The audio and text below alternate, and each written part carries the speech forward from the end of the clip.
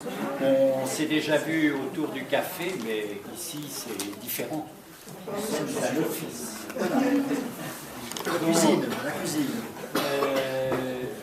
Nous allons commencer un nouveau cycle des dimanches de Varon qui va se poursuivre pendant 4 dimanches. Donc les 3 dimanches du mois de mars, le 7, le 14 et le 21. Donc Jean-Louis Comolli, dont la générosité est considérable, vous avez déjà pu le constater, dans ses travaux a déjà traité de façon abondante, mais de façon différente, du spectateur, de sa place, de son rôle. Et aujourd'hui, là, tu vas commencer à nous parler d'une autre fonction du spectateur par rapport au cinéma. Et chose également, vous connaissez pour la plupart d'entre vous ces travaux, et je veux dire qu'il n'y a pas de trace pour l'instant de ce dont tu vas nous parler aujourd'hui et les dimanches suivants, parce que tu es... Enfin, c'est en pleine réflexion, fabrication, pensée. Voilà. Donc, merci Claude. de nous livrer ça et de nous faire partager tes réflexions. Merci. Merci.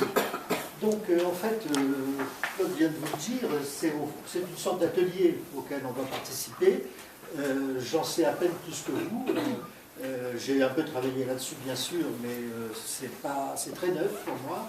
L'idée étant l'hypothèse, c'est que au cours de son histoire, fiction et documentaire mêlés, le cinéma s'est interrogé sur lui-même.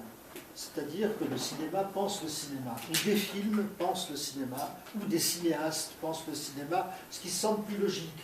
Mais bon, moi je dis des films pensent le cinéma parce qu'il n'est pas absolument certain que tout ce qu'on va décrypter, défaire, ait été pensé explicitement par les cinéastes qui ont fait ces films. Donc vous allez très vite comprendre de quoi il s'agit. Bon, au cours de l'histoire du cinéma, par exemple, des spectateurs de cinéma ont été filmés. Il y a un certain nombre de films dans lesquels il y a ce processus, ce principe plutôt de mise en abîme, où on voit un film à l'intérieur d'un film, et donc ce film à l'intérieur du film est souvent montré avec des spectateurs. Donc le cinéma, au fond, montre son hors-champ. Le hors-champ, c'est la salle, hein, et donc il inclut ce hors-champ à l'intérieur de son champ.